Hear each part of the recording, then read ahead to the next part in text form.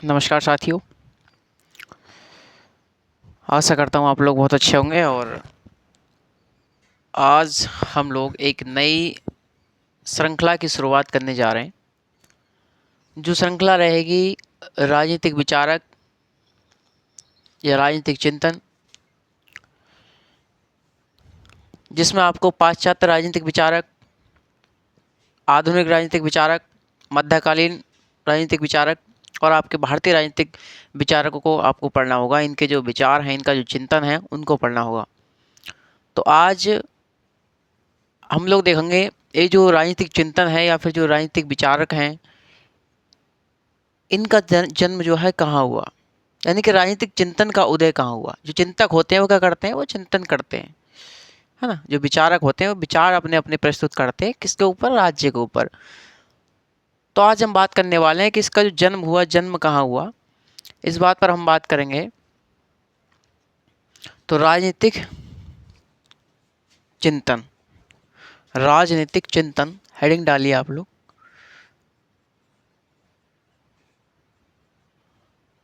राजनीतिक चिंतन, राजनीतिक चिंतन। तो भैया चिंतन कौन करता है? तो चिंतन करता है चिंतक। कौन करता है? चिंतन करता है हमारा चिंतक। चिंतक करता है चिंतन। कौन करता है? चिंतक हमारा चिंतन करता है। चिंतक या फिर कोई व्यक्ति होता है ना, उसे हम बोलते हैं चिंतक। जो चिंतन करता है उसे हम चिंतक बोलते हैं। चिंतन मतलब किसी पॉइंट पर वाद विवाद के जरिए से किसी निष्कर्ष तक पहुंचना चिंतन होता है ना। तो आपसे हम कहें कि भाई आप भारत के प्रधानमंत्री के ऊपर चिंतन कीजिए, तो आप लोग सोचने विचारने लगेंगे अपनी अपनी बातें। तो वही चिंतन की बात करें तो ये जो चिंतन है, कौन करता है इसको चिंतक करता है। तो चिंतक जो होता है उसका क्या मुख्य विषय होता है? इसका मुख्य विषय क्या होता है भैया? इसका मुख्य विषय क्या होता है? ये किस बात का चिंतन करता है? तो चिंतक हमेशा इस बात का चिंतन करता है कि राज्य क्या है। किस बात का चिंतन करता है? कि भैया राज्य क्या है, राज्य क्या है, राज्य की प्रकृति क्या है, राज्य की प्रकृति क्या है, राज्य का स्वरूप क्या है, व्यक्ति एवं राज्य के बीच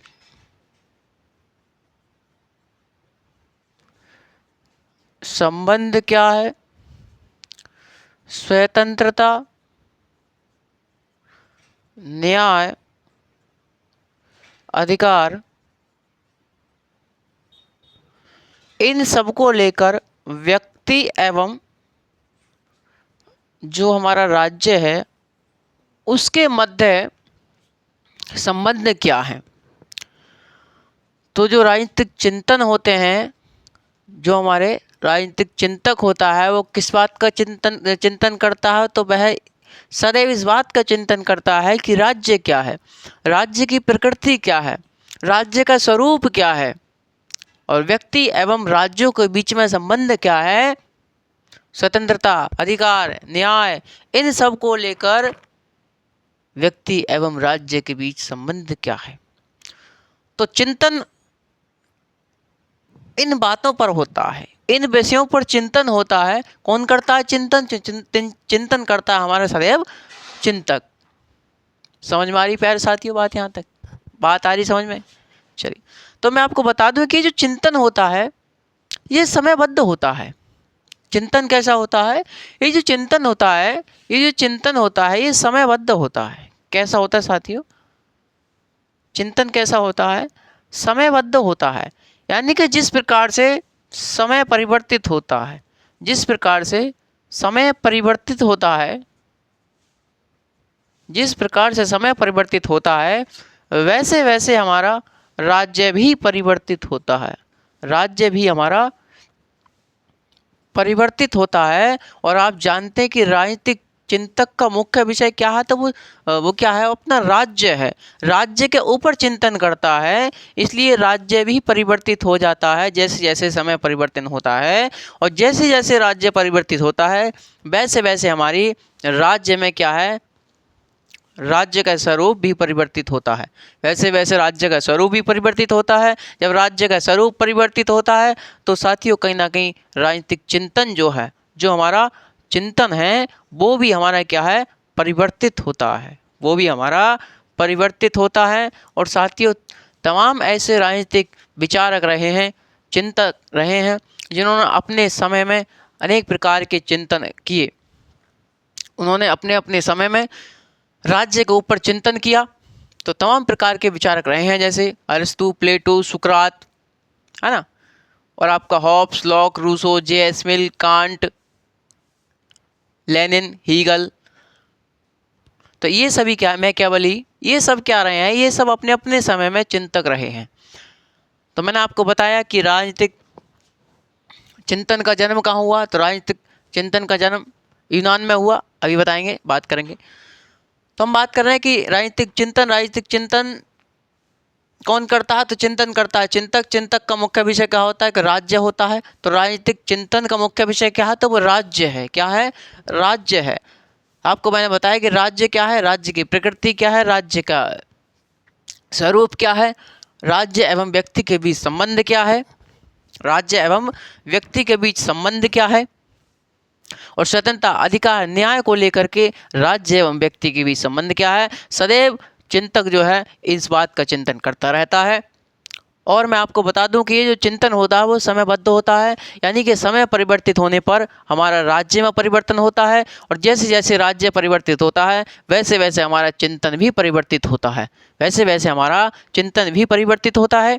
अरे हाँ या ना भाई, 500 साल पहले का राज्य देख लो आप लोग, तो 500 साल पहले जो चिंतक होंगे वो कुछ अलग प्रकार से सोचते होंगे, उनकी कुछ अलग विचारधारा होगी। आप आज के चिंतक से मिलो तो आजकल के जो चिंतक हैं उनकी विचारधारा कुछ और है, क्योंकि राज्य में परिवर्तित आ गया कहीं ना कहीं, राज्य में परिवर्तन आ गया कहीं ना कहीं। तो पहला राज्य और था तो पहले विचारक भी और थे, अब राज्य का स्वरूप चेंज हो गया तो अब हमारे विचारक जो हैं, जो हमारे राजनीतिक चिंतक हैं, उनकी कहीं ना कहीं विचारधारा भी चेंज हो गई। अभी तो मैं आपको बता रहा हूँ कि समय परिवर्तित होने पर चिंतन भी परिवर्तित हो जाता है राज्य का। सही साथियों, अब मैं आपसे बात करूं कि ये जो राजनीतिक चिंतन है, राजनीतिक चिंतन जो है, राजनीतिक चिंतन का जो जन्म हुआ, राजनीतिक चिंतन का जो जन्म हुआ, जन्म जो हुआ वो कहाँ हुआ, वो यूनान में हुआ। कहाँ हुआ, वो यूनान में हुआ। राजनीतिक चिंतन का जन्म कहाँ हुआ साथियों, वो यूनान में हुआ। लेकिन इसका जो विकास हुआ, विकास कहाँ हुआ, विकास यूरोप में हुआ। विकास कहाँ हुआ, विकास यूरोप में हुआ।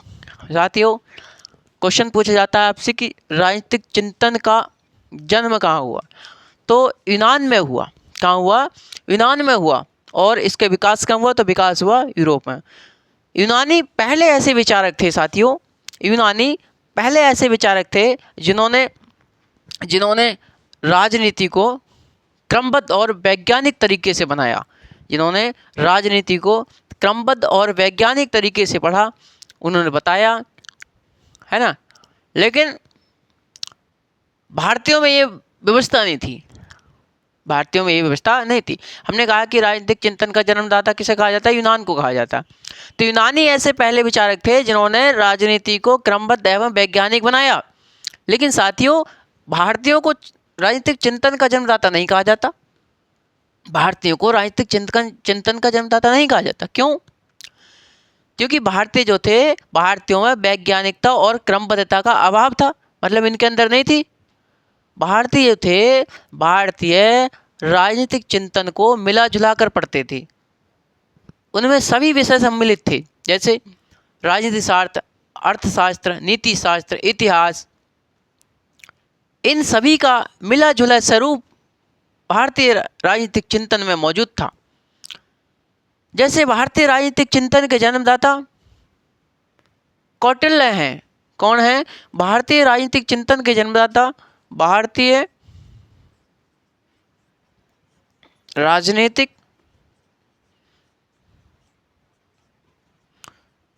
चिंतन के जो जन्मदाता हैं किसे कहा जाता है? तो वो कौटिल्य को कहा जाता है। किसे कहा जाता है साथियों? कौटिल्य को कहा जाता है। कौटिल्य का एक ग्रंथ है साथियों, कौटिल्य का एक ग्रंथ है। कौटिल्य का क्या है? ग्रंथ है, जिसे हम बोलते हैं क्या? अर्थशास्त्र। क्या बोलते हैं? अर्थशास्त्र हम इसे बोलते हैं। मैं आपसे बता रहा हूँ कि भारतीयों में वैज्ञानिकता क्रमबद्धता का अभाव था, इसलिए भारतीयों को क्या नहीं कहा जाता? भारतीयों को राजनीतिक चिंतन का जन्मदाता नहीं कहा जाता। साथियों भारतीय जो थे, भारतीय सभी चिंतन मिला जुला कर करते थे, यानी कि राजनीति शास्त्र, नीति शास्त्र, अर्थशास्त्र और आपके इतिहास, इन सबको मिला जुलाकर राजनीतिक चिंतन, जो चिंतक थे हमारे भारतीय, वो चिंतन किया करते थे। इसलिए यहाँ पर मिला जुला स्वरूप आपको दिखाई देता है।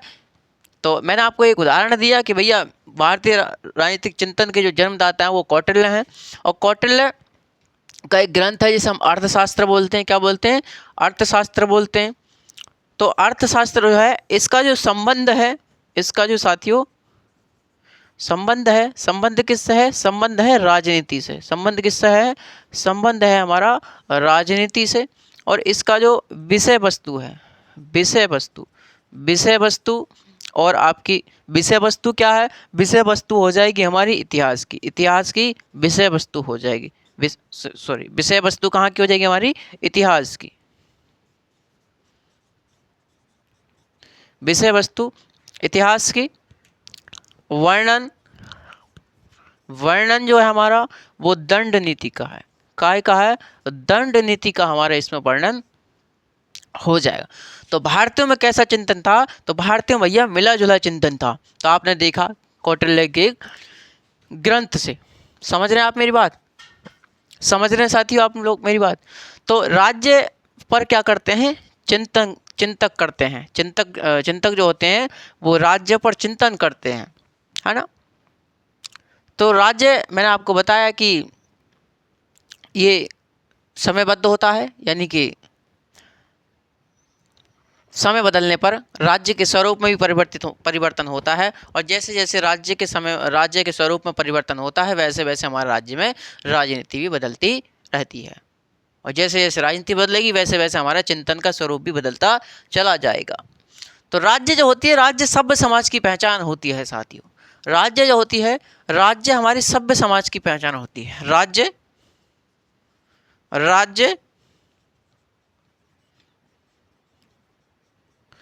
सभ्य समाज की पहचान होती है साथियों। राज्य जो होता है, राज्य हमारा सभ्य समाज की पहचान होता है। राज्य कैसा होता है? सभ्य समाज की पहचान होता है। जब राज्य सभ्य समाज की पहचान होता है साथियों हमारा, तो क्या होता है कि राज्य का जो काम होता है, राज्य मानव समाज के लिए नीति निर्माण एवं कानूनों का वर्णन करता है या संचालन करता है। तो राज्य क्या करता है? राज्य मनुष्यों के लिए क्या करता है? नीति निर्माण और कानूनों का संचालन करता है। संचालन करता है। तो मैंने आपको बताया कि राज्य जो होता है, राज्य सभ्य समाज की पहचान होता है। और राज्य मानव यानी मनुष्यों के लिए क्या करता है? नियमों एवं कानूनों का संचालन करता है। समय के साथ साथ राज्य के स्वरूप में भी परिवर्तन आता है साथियों। जैसे जैसे समय बदलता रहता है, वैसे वैसे हमारे राज्य का स्वरूप भी बदलता रहता है। मैंने आपको पहले ही बताया। तो राज्य का स्वरूप बदलता रहता है। जैसे जैसे हमारा समय परिवर्तित होगा, वैसे वैसे हमारे राज्य का स्वरूप परिवर्तित होगा। और जैसे जैसे राज्य का स्वरूप परिवर्तित होगा, वैसे वैसे समाज में, यानी कि जो राज्य में चिंतक हैं, उनके चिंतन की जो दशा है वो भी परिवर्तित होती चली जाएगी। तो अपने अपने समय में इन्होंने अपने अपने चिंतन विचार रखे। तो साथियों ये जो राज्य का स्वरूप है, इसमें कुछ परिवर्तन आया। और परिवर्तन हम लोग देखेंगे कि राज्य के स्वरूप में परिवर्तन कैसा आया, यानी कि राज्य के विकास का क्रम क्या रहा साथियों। राज्य के विकास का क्रम क्या रहा है साथियों। सबसे पहले की यदि मैं बात करूं, सबसे पहले की बात करूं तो कौन सा राज्य था? सबसे पहले जो राज्य था, सबसे पहले हमारा कौन सा राज्य था? सबसे पहले हमारा यूनानी राज्य था। यूनानी राज्य में ही क्या हुआ, यानी कि यूनानी राज्य यानी यूनान में क्या हुआ, यूनान में ही हमारे राजनीतिक चिंतन का जन्म हुआ, राजनीतिक चिंतन का जन्म हुआ। लेकिन साथियों यदि हम राज्य के विकास के क्रम की बात करें, राज्य के विकास के क्रम की बात करें, तो राज्य के विकास का क्रम कुछ ऐसा है, कुछ ऐसे है। राज्य के विकास का क्रम कुछ ऐसे है कि सबसे पहले यूनानी नगर राज्य में आपने देखा कि यहाँ पर राजनीतिक चिंतन का जन्म हुआ। लेकिन सबसे पहले जो था, सबसे पहले हमारा कबीला राज्य था। कौन सा राज्य था? कबीला राज्य था। और कबीला राज्य के बाद आया हमारा प्राच्य साम्राज्य। कौन सा आया? प्राच्य साम्राज्य आया। कौन सा है साथियों? प्राच्य साम्राज्य, या फिर पूर्वी राज्य आया, या फिर इसे हम पूर्वी राज्य बोलते हैं, प्राच्य साम्राज्य या पूर्वी राज्य आया। उसके बाद हमारा कौन सा आया? उसके बाद हमारा यूनानी नगर राज्य आया। उसके बाद हमारा यूनानी नगर राज्य आया, यूनानी नगर राज्य आया, यूनानी नगर राज्य आया। उसके बाद हमारा कौन सा आया? उसके बाद हमारा कौन सा है साथियों? रोमन साम्राज्य आया। कौन सा आया? रोमन साम्राज्य, रोमन साम्राज्य आया। उसके बाद साथियों रोमन साम्राज्य के बाद आया सामंती राज्य। कौन सा आया? सामंती राज्य आया। कौन सा है साथियों? सामंती राज्य आया। और सामंती राज्य के बाद आया हमारा राष्ट्र राज्य। कौन सा आया? राष्ट्र राज्य आया, या इसे हम राज्य राज्य बोलते हैं। क्या बोलते हैं? इसे ही हम राज्य राज्य बोलते हैं। और ये जो राष्ट्र राज्य है जो है, यही हमारा क्या है? यही हमारा आधुनिक राज्य है। क्या है? आधुनिक राज्य है, आधुनिक राज्य है, आधुनिक राज्य है। और ये कब आया? ये हमारा 16वीं शताब्दी में अस्तित्व में आया। कब आया? 16वीं शताब्दी में अस्तित्व में आया। कब आया भैया? 16वीं शताब्दी में हमारा अस्तित्व में आया, जिसे हम राष्ट्र राज्य या फिर जो हमारा आधुनिक राज्य है उसके लिए हम बात कर रहे हैं। तो साथियों इतना बात समझ में आई आप लोगों के लिए। राज्य सभ्य समाज की पहचान होती है। राज्य का जो स्वरूप है वो समय समय पर परिवर्तित होता रहता है। तो हमने देखा कि राज्य का स्वरूप किस प्रकार से परिवर्तित हुआ। सबसे पहले हमने देखा कि कबीला राज्य था, उसके बाद प्राच्य साम्राज्य आया, उसके बाद यूनानी नगर राज्य आया, उसके बाद रोमन साम्राज्य आया, उसके बाद सामंती राज्य आया, उसके बाद हमारा राष्ट्र राज्य आया जिसे हम आधुनिक राज्य बोलते हैं, जो वर्तमान समय में है। जो कब आया? जो हमारी 16वीं शताब्दी की देन है। कब है? 16वीं शताब्दी की देन है या फिर आधुनिक काल की देन है। तो ये जो यूनानी नगर राज्य साथियों, यहीं पर क्या हुआ? यहीं पर राजनीतिक चिंतन का जन्म हुआ, राजनीतिक चिंतन का जन्म हुआ, चिंतन का जन्म हमारा यहीं पर हुआ, राजनीतिक चिंतन का जन्म हमारा यहीं पर हुआ साथियों। तो मैंने आपको बताया कि भाई ये जो राजनीतिक चिंतक हैं ये भी हमारे कई प्रकार के हैं। जैसे पाश्चात्य राजनीतिक चिंतन, यानी कि पाश्चात्य राजनीतिक चिंतन की बात करें, उसके बाद मध्यकालीन राजनीतिक चिंतन की बात करें, उसके बाद हम लोग आधुनिक राजनीतिक चिंतन की बात करें, उसके बाद हम लोग भारतीय राजनीतिक चिंतन की बात करेंगे। तो साथियों कहीं ना कहीं आप लोगों को राज्य के विकास के समय के साथ साथ आपको जो चिंतक हैं उनमें भी परिवर्तित दिखाई देता होगा। तो भैया 500 साल पहले के जो चिंतक थे वो अलग प्रकार से राज्य के स्वरूप पर बात करते थे, आपके जो चिंतक हैं अब आपके और बात करते हैं राज्य के स्वरूप पर। तो ऐसे ही परिवर्तन आया साथियों। तो वैसे ही हम लोग विकास क्रम इसका देखते चल रहे हैं। सबसे पहले कबीला राज्य आया, प्राच्य साम्राज्य आया, यूनानी नगर राज्य आया, रोमन साम्राज्य आया, सामंती राज्य आया, उसके बाद हमारा राष्ट्र राज्य का उदय हुआ साथियों। तो हम लोग बात करते हैं कि ये राजनीतिक चिंतन का जन्म यूनान में हुआ। तो यूनान के स्वरूप पर बात कर लेते हैं साथियों, यूनान के हम लोग स्वरूप पर बात कर लेते हैं। यूनान कैसा था साथियों? तो यूनान ऐसा था, देखिए सुनिए। यूनान जो था, यूनान छोटे छोटे टुकड़ों में बटा हुआ था। यूनान, यूनान कैसा था? तो यूनान या फिर ग्रीक, यूनान अथवा ग्रीक जो था ये हमारे छोटे छोटे टुकड़ों में बटा हुआ था। कैसे? ये छोटे छोटे टुकड़ों में बटा हुआ था हमारे। कैसे टुकड़ों भैया? छोटे छोटे टुकड़ों में बटा हुआ था। इन्हीं छोटे छोटे टुकड़ों के लिए हम लोग क्या बोलते हैं? इन्हीं छोटे छोटे टुकड़ों के लिए हम बोलते हैं नगर राज्य। क्या बोलते हैं साथियों? नगर राज्य या फिर सिटी स्टेट।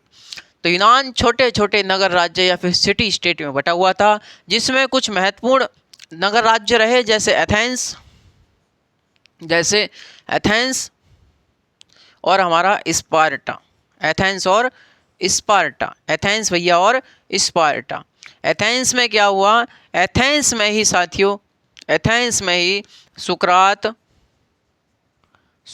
प्लेटो, अरस्तु जैसे महान दार्शनिकों का जन्म हुआ, महान मनीषियों का जन्म हुआ साथियों। ये जो एथेंस था, एथेंस में प्रत्यक्ष लोकतंत्र प्रचलित था। कैसा?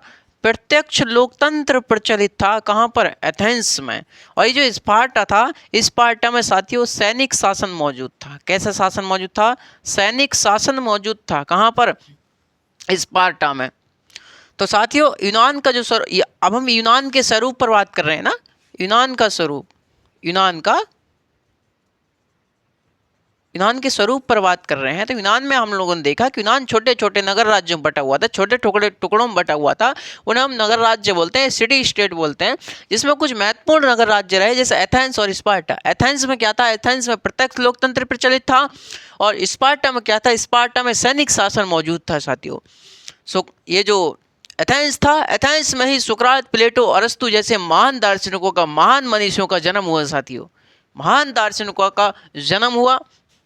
और यूनान जो था, यूनान चारों ओर से समुद्र से घिरा हुआ था। यूनान जो था, यूनान चारों ओर से समुद्र से घिरा हुआ था। कैसे घिरा हुआ था भैया? समुद्र से घिरा हुआ था। कैसे? ये हमारा समुद्र से घिरा हुआ था, समुद्र से घिरा हुआ था, समुद्र से घिरा हुआ था। यहाँ पर प्राकृतिक सुरक्षा थी। कैसी थी? प्राकृतिक सुरक्षा थी साथियों, प्राकृतिक सुरक्षा थी, प्राकृतिक सुरक्षा थी। यहाँ पर सुरक्षा की कोई चिंता नहीं थी, प्राकृतिक सुरक्षा थी। और इनकी जो अर्थव्यवस्था का आधार था, यूनान के जो लोग थे, इनकी अर्थव्यवस्था का आधार तो था अर्थव्यवस्था। इनकी जो अर्थव्यवस्था हुआ करती थी, इनका जो आधार था अर्थव्यवस्था क्या थी? वो हमारी कृषि थी। क्या थी? कृषि इनकी अर्थव्यवस्था का आधार हुआ करती थी। आप जानते हैं कि समुद्र के आसपास के जो लोग होते हैं वो कहीं ना कहीं खेती वगैरह पर ज़्यादा ध्यान देते हैं। तो इनकी अर्थव्यवस्था का आधार कृषि था। ये जो यूनान के लोग थे, ये ना तो किसी देश से आयात करते थे और साथियों ना ही किसी देश के साथ निर्यात करते थे। यानी कि आयात और निर्यात ये नहीं करते थे। क्या नहीं करते साथियों? ये आयात प्लस निर्यात नहीं किया करते थे। आयात और निर्यात साथियों यहाँ पर नहीं होता था। यानी कि ना तो ये किसी देश के साथ निर्यात करते थे, अपनी चीज़ों को भेजते थे, ना ही किसी देश से निर्यात करते थे, मतलब वहाँ के सामानों को मंगाते थे। ये जो यूनानी लोग थे, ये विद्वान तो थे साथियों, विद्वान थे, लेकिन विद्वानता के साथ साथ ये अहंकारी थे। विद्वान के साथ साथ ये लोग कैसे थे? ये लोग अहंकारी थे। यानी क्या थे?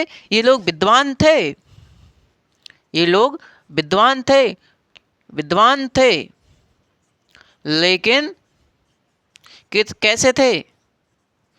अहंकारी थे। विद्वानता के साथ साथ इनमें अहंकार भरा हुआ था। ये केवल अपने यूनानी राज्य के लिए ही सर्वोत्तम शक्ति प्रदान करते थे। ये कहते थे केवल हमारा ही यूनानी राज्य है, जो कि मतलब हम सब कुछ जानते हैं, केवल यूनान ही सब कुछ जानता है और कोई कुछ जानता ही नहीं है। ये अपने यूनानी नगर राज्य के लोगों के लिए क्या मानते थे? विद्वान मानते थे अपने आप को। चलो विद्वान थे, लेकिन अहंकार जरूर था इनमें। ये अपने आप को ही समझते थे, दूसरे किसी व्यक्ति को नहीं समझा करते थे साथियों, दूसरे किसी व्यक्ति को नहीं समझा करते थे। समझ रहे हैं आप मेरे साथियों? तो ये जो थे, ये व्यक्ति को मानते थे। व्यक्ति को क्या मानते थे? ये व्यक्ति को तो मानते थे साथियों साधन। क्या मानते थे? व्यक्ति को क्या मानते थे? व्यक्ति को साधन मानते थे। और साथियों जो राज्य था हमारा, राज्य के लिए क्या मानते थे? राज्य के लिए मानते थे साध्य। क्या मानते थे? राज्य के लिए साध्य मानते थे। मतलब कहते थे कि व्यक्ति जो है वो राज्य में विलीन है। राज्य में क्या है? वो राज्य में विलीन है व्यक्ति। यानी कि ये राज्य को ज़्यादा महत्व देते थे। ये क्या करते थे? ये राज्य को ज़्यादा महत्व देते थे, यानी कि राज्य को ये साध्य मानते थे। समझ रहे हैं आप साथियों? राज्य को ये साध्य मानते थे। और व्यक्ति को राज्य में क्या मानते थे? विलीन मानते थे। क्या मानते थे? विलीन मानते थे। व्यक्ति को राज्य में विलीन मानते थे। और इन्होंने क्या करा साथियों? इन्होंने व्यक्ति एवं राज्य के बीच कैसा संबंध बताया? तो व्यक्ति एवं राज्य के बीच इन्होंने सावयवी संबंध बताया। कैसा संबंध बताया? व्यक्ति एवं राज्य के बीच इन्होंने कैसा संबंध बताया? सावयवीय संबंध बताया। सावयवीय संबंध बताया इन्होंने साथियों। कैसा संबंध बताया? सावयवीय संबंध इन्होंने व्यक्ति एवं राज्य के बीच बताया। समझ रहे हैं साथियों? तो इसी राजनीतिक चिंतनों की यदि बात करूं, पाश्चात्य राजनीतिक चिंतन की बात करूं, तो पाश्चात्य राजनीतिक चिंतन में प्लेटो, अरस्तु का नाम आता है साथियों। किनका नाम आता है? प्लेटो एवं अरस्तु का नाम आता है। और प्लेटो एवं अरस्तु का एक ही उद्देश्य था। क्या उद्देश्य था इनका? उद्देश्य था कि आदर्श राज्य की स्थापना करना। क्या उद्देश्य था साथियों इनका? इनका उद्देश्य था कि आदर्श राज्य की स्थापना करना। लेकिन इनकी जो पद्धतियां थी वो कहीं ना कहीं अलग थी साथियों, वो कहीं ना कहीं इनकी अलग हुआ करती थी। तो मैंने किस बात पर चर्चा करी?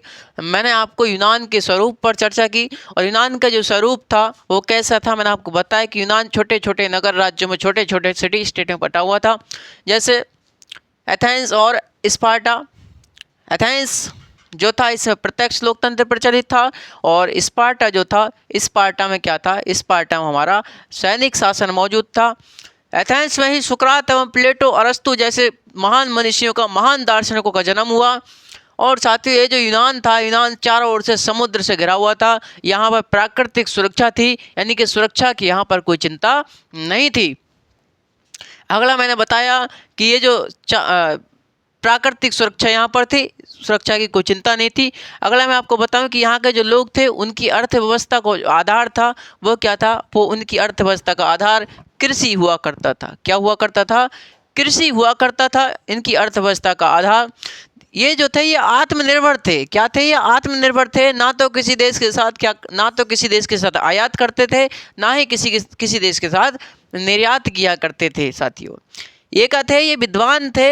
यूनानी नगर राज्य के लोग विद्वान थे, लेकिन ये अहंकारी थे। मतलब अपने आप में ही सर्वोत्तम समझते थे अपने आप को, दूसरे को कोई समझते नहीं थे।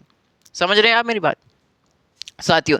ये तो था हमारा यूनान का स्वरूप। और मैंने आपको बताया कि ये जो यूनानी नगर राज्य के लोग थे ये व्यक्ति को क्या मानते थे? व्यक्ति को साधन मानते थे और राज्य को साध्य मानते थे। मतलब राज्य को ज़्यादा मानते थे, ज़्यादा महत्व राज्य को देते थे। इसलिए इन्होंने व्यक्ति को राज्य में विलीन माना, व्यक्ति को राज्य में विलीन माना। और व्यक्ति एवं राज्य के बीच इन्होंने संबंध कैसा बताया? इन्होंने सावयवी संबंध बताया साथियों। कैसे संबंध बताया? सावयवी संबंध बताया। तो पाश्चात्य राजनीतिक चिंतनों में हमारे प्लेटो एवं सुकरात का नाम आता है। तो हम लोग कैसा आने चाहिए? प्लेटो आने चाहिए हमारे श्रेणी के हिसाब से, या फिर देखने के हिसाब से कैसा आनी चाहिए? प्लेटो आनी चाहिए। लेकिन साथियों कभी कभी एग्जाम में क्या होता है, प्लेटो से पूर्व के चिंतन पर भी कभी कभी सवाल पूछ लेता है। क्या पूछ लेता है? प्लेटो के पूर्व के चिंतन से ही हमें कभी कभी सवाल देखने को मिलते हैं। यानी कि प्लेटो के पूर्व में क्या था? प्लेटो को पूर्व में सुकरात चिंतन किया करते थे, जो प्लेटो के गुरु हुआ करते थे। लेकिन सुकरात से पहले भी सोफिस्ट विचारधारा यूनान में मौजूद थी साथियों। सोफिस्ट विचारधारा मौजूद थी सुकरात से पहले भी। तो आज हम हेडिंग डालते हैं सुकरात से इनके प्लेटो के पूर्व का चिंतन। प्लेटो के पूर्व का चिंतन हेडिंग हमारी कौन सी आएगी? प्लेटो के पूर्व का चिंतन। साथियों टेंशन नहीं लीजिएगा, आप लोग एकदम इंटरेस्ट के साथ पढ़िएगा, आपको मजा आने वाला है इस श्रृंखला में। केवल एक दो दिन आपको दिक्कत होगी, लेकिन बस इतना है कि आप लोग साथ बना रखें। आप लोग केवल धूप बत्ती की आवश्यकता पड़ जाएगी पढ़ते पढ़ते। समझ पा रहे हैं साथियों आप लोग?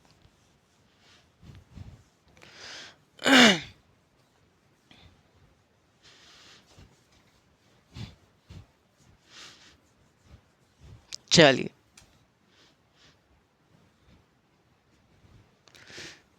बात करते हैं प्लेटो से पूर्व का चिंतन। प्लेटो से पूर्व का चिंतन हेडिंग डाली प्यारे साथियों, प्लेटो के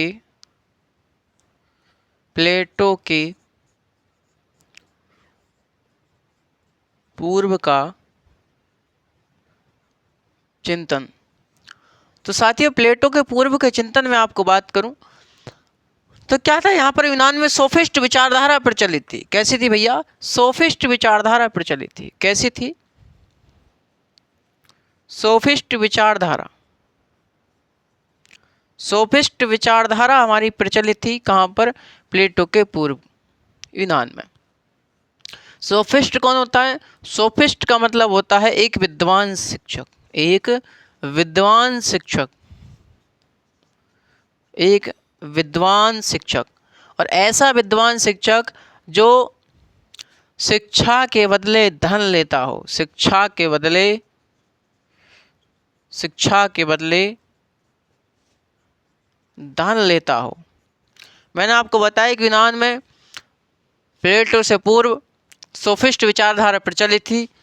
और सोफिस्ट विचारधारा में सोफिस्ट कौन होते हैं? सोफिस्ट एक विद्वान शिक्षक होता है। और ये वैसा शिक्षक होता है जो शिक्षा तो देता है लेकिन शिक्षा के बदले में धन लेता है। साथियों, शिक्षा के बदले में धन लेता है। ये ऐसे शिक्षक थे। ये जो सोफिस्ट विचारधारा थी ये कैसी थी?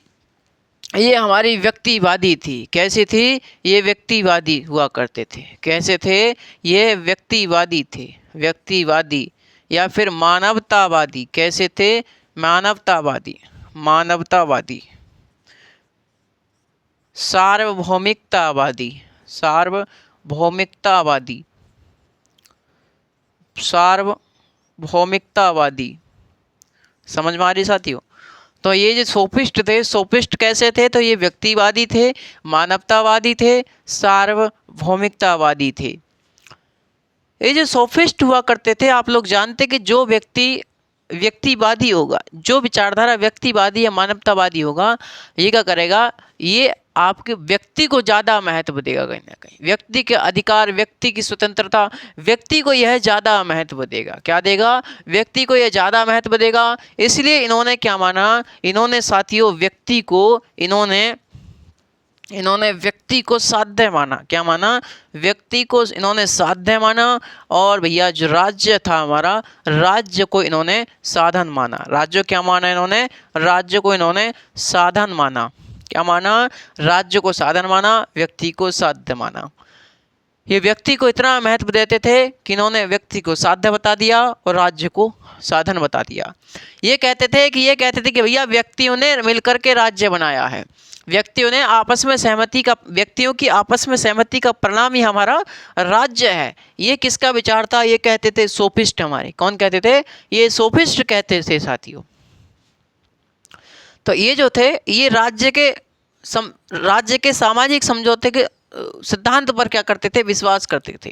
ये क्या करते थे? राज्य की उत्पत्ति के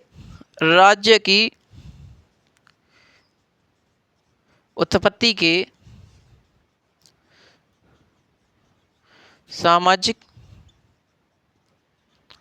समझौते पर यह विश्वास किया करते थे। राज्य की उत्पत्ति के सामाजिक समझौते पर सिद्धांत पर विश्वास किया करते थे। ये कहते थे कि राज्यों ने आपस में सहमति करके व्यक्तियों ने आपस में सहमति करके एक राज्य का निर्माण किया है। किसका निर्माण किया है? व्यक्तियों ने आपस में सहमति करके एक राज्य का निर्माण किया है। कौन बात करते थे? तो यही सोफिस्ट बात किया करते थे साथियों। कौन बात करते थे? सोफिस्ट बात किया करते थे। तो एक प्रसिद्ध सोफिस्ट रहे हमारे जिनका नाम था प्रोटेगोरस। क्या नाम था उनका? उनका नाम था प्रोटेगोरस। क्या नाम था उनका? उनका नाम था प्रोटेगोरस। तो प्रोटेगोरस का कथन है, प्रोटेगोरस जो थे उन्होंने कथन दिया। इन्होंने कहा कि मानव ही सभी वस्तुओं का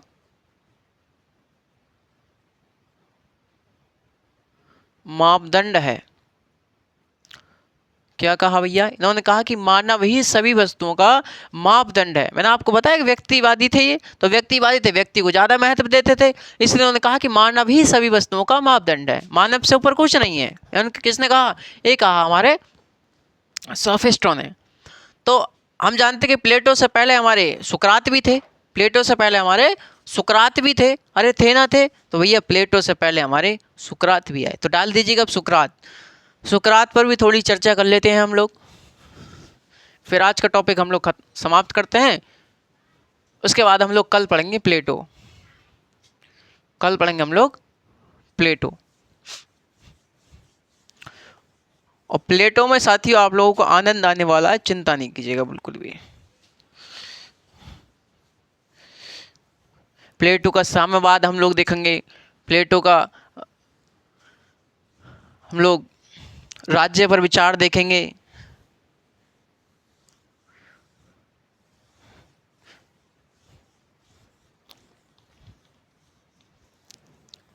चलिए साथियों, डाल दीजिए अगला टॉपिक हमारा सुकरात। क्या है? सुकरात। सुकरात। सुकरात का जो जन्म हुआ साथियों वो 469 ईसा पूर्व में हुआ। कब हुआ? 469 ईसा पूर्व में इनका जन्म हुआ। और इनकी जो मृत्यु हुई, इनकी जो मृत्यु हुई 399 ईसा पूर्व। 399 ईसा पूर्व में इनकी मृत्यु हुई। सुकरात जो थे, सुकरात कौन थे? तो भैया सुकरात प्लेटो के गुरु थे। कौन थे? सुकरात प्लेटो के गुरु थे। सुकरात प्लेटो के गुरु थे। सुकरात जो रहे हमारे, सुकरात हमारे कैसे रहे? सुकरात एक विद्वान शिक्षक थे। एक विद्वान शिक्षक थे। सुकरात भी कैसे थे? एक विद्वान शिक्षक थे। तो फिर आप कहोगे गुरुजी जब सुकरात विद्वान शिक्षक थे इसका मतलब ये भी सोफिस्ट होंगे कि नहीं? ये सोफिस्ट नहीं थे। क्यों नहीं थे? क्योंकि विद्वान शिक्षक तो थे, शिक्षा ये भी देते थे। शिक्षा भैया, शिक्षा ये भी देते थे। शिक्षा ये भी देते थे, लेकिन शिक्षा के बदले धन नहीं लिया करते थे। शिक्षा के बदले धन ये नहीं लिया करते थे। ये फ्री ऑफ कॉस्ट शिक्षा दिया करते थे आप सभी लोगों के लिए। तो ये कैसे थे? सुकरात प्लेटो के गुरु थे, एक विद्वान शिक्षक थे, महान दार्शनिक रहे भाई। कैसे रहे? महान दार्शनिक रहे। महान दार्शनिक कहा जाता है सुकरात को। और सुकरात को प्लेटो का गुरु भी कहा जाता है। ये विद्वान शिक्षक थे। ऐसे विद्वान शिक्षक थे जो शिक्षा तो देते थे लेकिन शिक्षा के बदले धन नहीं लिया करते थे साथियों। सुकरात जो थे, सुकरात सदैव सत्य में विश्वास करते थे और कानून का समर्थन करते थे। सुकरात क्या करते थे? सुकरात जो थे, सुकरात सदैव सत्य में विश्वास करते थे। सदैव सत्य में विश्वास करते थे और कानून का समर्थन करते थे। कानून का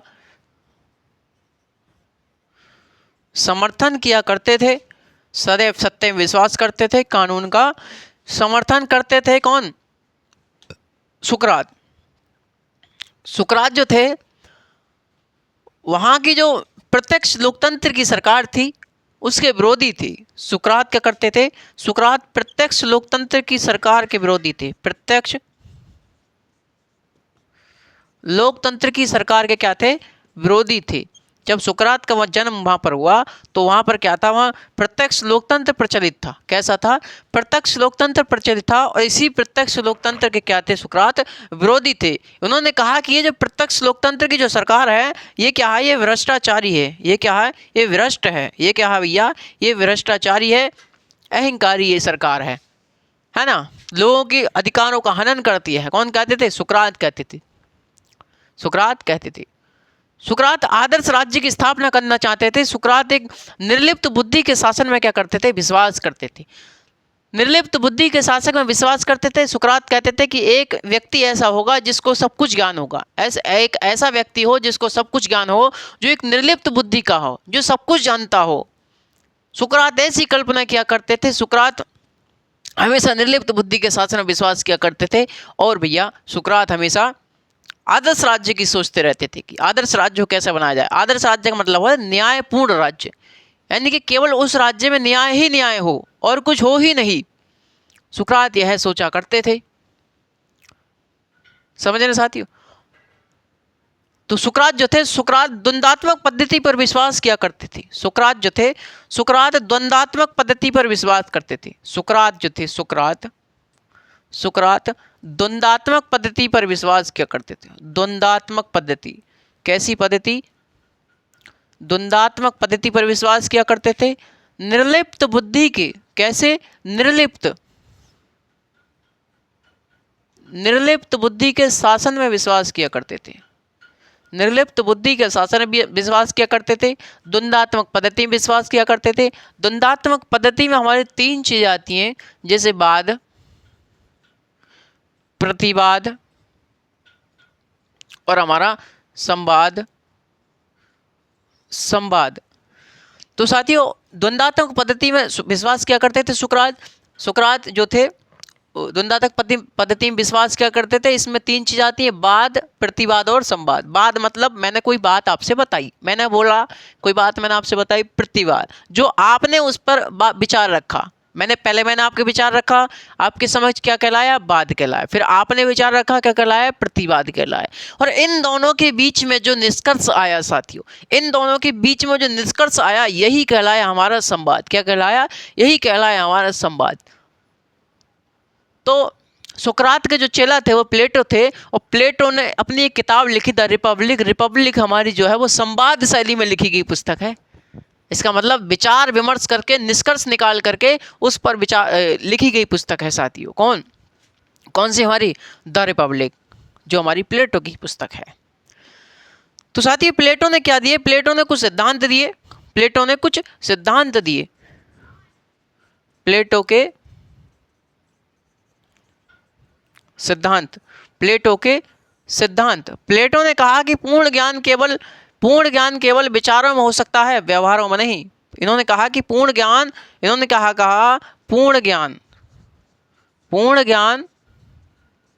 केवल विचारों में हो सकता है, विचारों में हो सकता है, व्यवहार में नहीं। व्यवहार में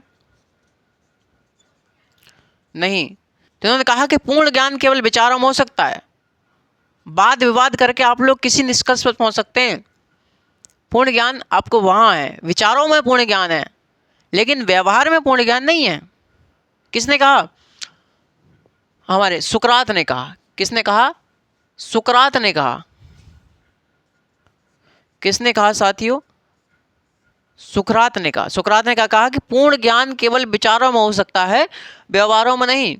यानी कि वाद विवाद के जरिए से, संवाद तरीके से आप लोग किसी विचार विमर्श निष्कर्ष पर पहुंच सकते हैं, व्यवहारों के माध्यम से नहीं पहुंच सकते।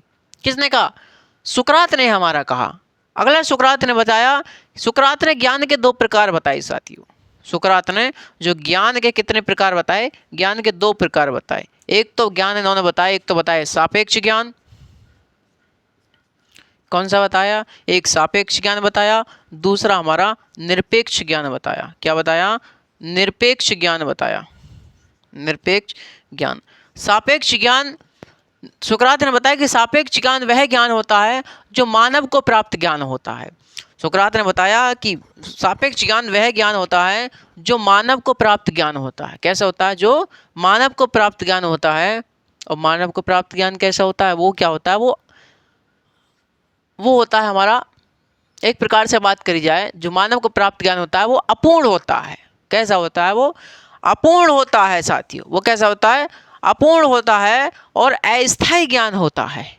जो क्या होता है? मानव को पूर्ण ज्ञान। कैसा होता है ये? मानव को प्राप्त ज्ञान। मानव को प्राप्त ज्ञान क्या कहलाता है? सापेक्ष ज्ञान कहलाता है। ये ज्ञान कैसा होता है? यह ज्ञान जो होता है अस्थायी होता है और हमारा अपूर्ण होता है। क्या हो सकता है? अपूर्ण होता है।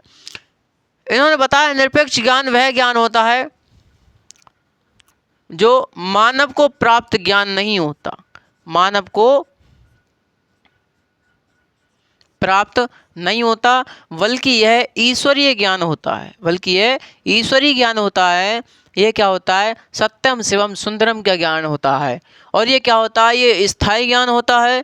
यह क्या होता है? यह स्थायी ज्ञान होता है।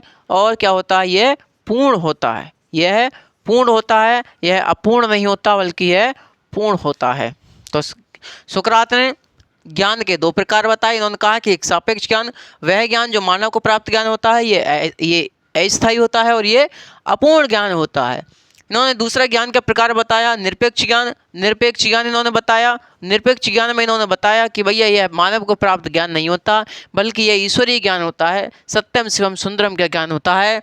और इन्होंने बताया कि यह स्थायी होता है तथा ये पूर्ण ज्ञान होता है। तो सुकरात ने कुछ अपने भैया सुकरात ने कुछ अपने कथन दिए। सुकरात के कथन है जैसे सुकरात ने कहा कि स्वयं को जानो। सुकरात ने कहा, सुकरात का कथन है, क्या कहा? सुकरात का कथन है, क्या है भैया? सुकरात का कथन है, सुकरात का कथन है। सुकरात का क्या कथन है? सुकरात ने कहा कि स्वयं को जानो, स्वयं को जानो। किसने कहा? सुकरात ने कहा। यानी कि आप अपने अंदर की क्षमता को जानिए। सुकरात ने कहा कि स्वयं को जानो, आप अपने आप को जानिए। और सुकरात का दूसरा कथन है, सुकरात ने कहा कि सद्गुण ही ज्ञान है। कैसा है? सद्गुण ही ज्ञान है, अर्थात विचारों में और आचरण में एक रूपता होनी चाहिए। अर्थात क्या है? सद्गुण ही, सद्गुण ही ज्ञान है, ज्ञान है।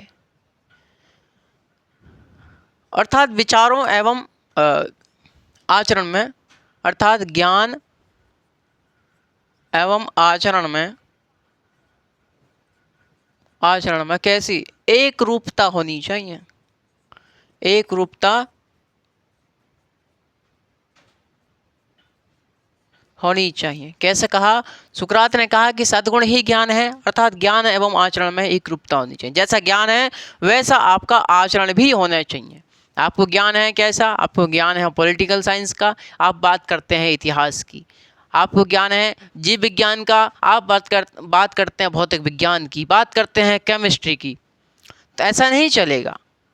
ज्ञान एवं आचरण में एक रूपता होनी चाहिए। जैसे आपके पास ज्ञान है उसी प्रकार के आपके आचरण भी होने चाहिए साथियों। समझ रहे हैं आप मेरी बात? तो मैंने बताया कि जो सुकरात थे, वहाँ की जो सरकार थी, सुकरात के समय की सरकार कैसी थी? प्रत्यक्ष लोकतंत्र की सरकार थी। तो ये कहते हैं ये उसके विरोधी थी, ये उसका विरोध करते थे। ये कहते थे ये जो सरकार है ये भ्रष्टाचारी सरकार है। तो सुकरात उसी सरकार का घूम घूम करके विरोध किया करते थे, घूम घूम करके यूनान में विरोध किया करते थे, एथेंस में विरोध किया करते थे। और साथियों यह एक आदर्श राज्य की स्थापना करना चाहते थे, एक यानी कि न्यायपूर्ण राज्य की स्थापना करना चाहते थे। यह निर्लिप्त बुद्धि के शासक में विश्वास किया करते थे। यानी कि एक शासक ऐसा हो जो निर्लिप्त बुद्धि का हो, जिसे सब कुछ ज्ञान हो, वो हर विषय पर जानता हो, हर विषय का उसको ज्ञान हो। ये सुकरात इस बात को किया करते थे। सुकरात प्रत्यक्ष लोकतंत्र के क्या थे? विरोधी थे। ये उस सरकार का घूम घूम करके विरोध किया करते थे, कभी वहाँ घूम गए कभी वहाँ घूम गए।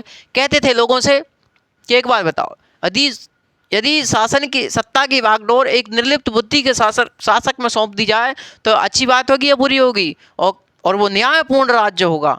तो लोग कहते थे बात तो सही है, बात तो सही है। सुकरात की बात को लोग माना करते थे। सुकरात के क्या थे? बहुत से शिष्य थे जैसे प्लेटो।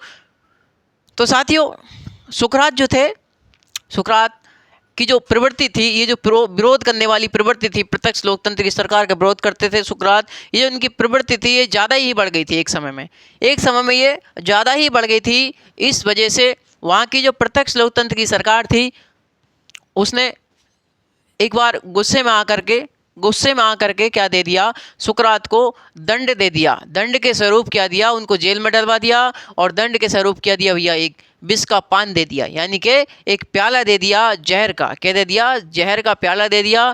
और सुकरात आप जानते कि सत्य में विश्वास रखते थे और कानून का सदैव समर्थन करते थे। तो उन्होंने दंड का स्वरूप समझ करके, उन्होंने दंड का अपमान न करते हुए, कानून का समर्थन करते हुए, वो जो प्याला दिया गया था प्रत्यक्ष लोकतंत्र की सरकार द्वारा, उस प्याले को क्या किया साथियों? पी लिया, उसका विष का पान कर लिया। और सुकरात जो थे सदैव के लिए चीर निद्रा में चले गए साथियों। सुकरात सदैव सदैव के लिए चिर निद्रा में चले गए। तो साथियों कब सुकरात की मृत्यु हुई, कब हुई? 399 ईसा पूर्व में सुकरात की मृत्यु हुई। समझ रहे साथियों। और इस बात को देख करके उसके जो उनका जो शिष्य था प्लेटो, वह क्या हुआ? वह बहुत दुखद हुआ, वह बहुत दुखी हुआ। और क्या हुआ? वह उसका जब मन नहीं लगता था तो वह देश के विभिन्न विभिन्न कोनों में घूमने के लिए चला गया। ऐसा कहा जाता है कि वो भारत में भी आया था और उसने वेदों का भी अध्ययन किया था, कुछ ऐसा कहा जाता है साथियों। हम लोग प्लेटो पर कल बात करेंगे साथियों, ठीक है। तो आज के लिए यहीं विदा चाहता हूँ। धन्यवाद, नमस्कार, जुड़े रहिएगा इस श्रृंखला में। जय हिंद।